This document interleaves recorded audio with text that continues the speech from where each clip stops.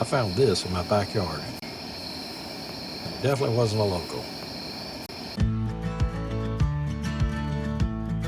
I was sitting in the house one night watching TV. My wife went to let the dogs out. A few minutes later, they started barking. She went to call them back in. The big dogs came in, but the smallest one, he stayed out there. He just kept on barking. Then she said to me, "There's something out there." That's when I got up. I assumed something was after the chickens. Possum, a raccoon. I walked into the backyard and I saw our little dog barking at something, but he wasn't nowhere near the coop. At first I thought it was one of his toys he was barking at, but then it moved. I got closer trying to figure out what I was looking at. I remember thinking, that can't be what I think it is. And I said to her, "You got to come see this. You're not going to believe it." She came down, looked over, and said, "What is it?" I said, "It's a hedgehog." Then I immediately questioned myself. We don't have those here in North Carolina, do we? No, we couldn't. How is it here? My wife went and woke up her daughter so she could see it. She jumped right up.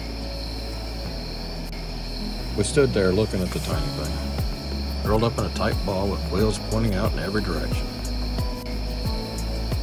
I still wasn't convinced. Surely this couldn't be native. A quick internet search confirmed it. This was an African pygmy hedgehog, somebody's pet. We brought him inside to keep him safe. The next day I went to check on him. When I picked him up, he curled up at first, but I had my finger under his belly and started petting him. I told him everything was going to be all right. Then he kind of relaxed. His quills slowly laid back against his back. My family cleaned him up. He was very dirty from living outside. I know, I'm sorry. But you're dirty.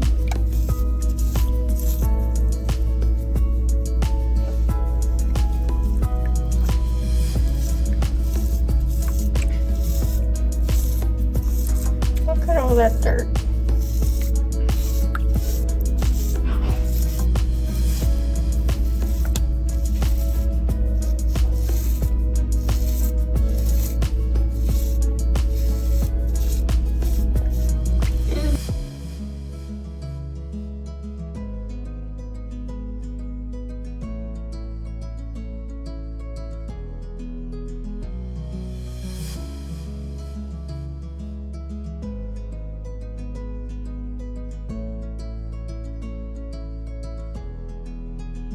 Over the next few days, I'd sit with him in my chair and place him on my chest. He'd sniff around, then climb up on my shoulder and sit by my ear and start making some purring sound. For weeks, he was my little TV buddy. After a few weeks, we noticed something wasn't right. He wasn't active, and he was losing quills. I realized that he had mites and he looked sick. I called an exotic veterinarian, the same one that treated one of my chickens before. The vet wasn't sure how old he was, and he told me that the mites probably came from living outside. He did warn us that he might be older than we thought, and he might not make it. Still, he gave him fluids and medication. I brought him home and gave him his medicine for that night. I gave him a heat pad to keep him warm and let him rest.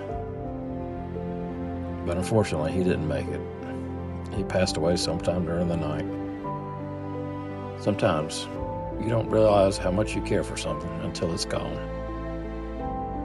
I do want to give my thanks to Animal Art Veterinary Hospital in Clemens, North Carolina.